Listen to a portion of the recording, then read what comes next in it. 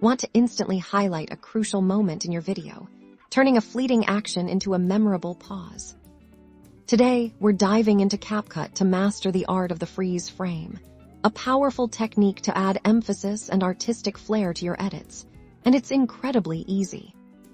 First, open your project in CapCut and import the video you want to work with once your video is on the timeline.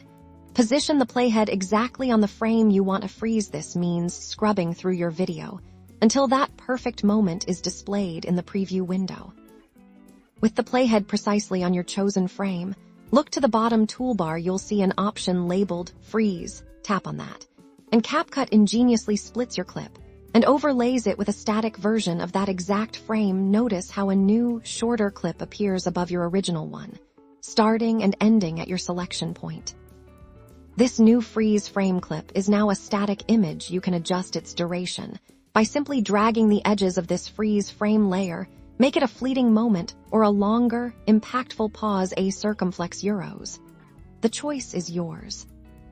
For even more creative control, you can add effects to your freeze frame. Select the freeze frame clip on the timeline, then tap on Effects in the bottom menu here.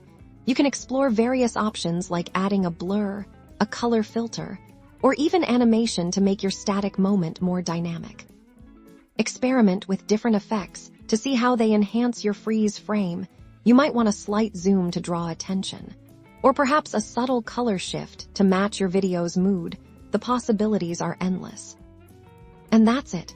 You've just learned how to freeze video in CapCut, turning a single frame into a powerful editing tool. This simple yet effective technique will undoubtedly elevate your video creations. Don't forget to experiment and find your own creative uses.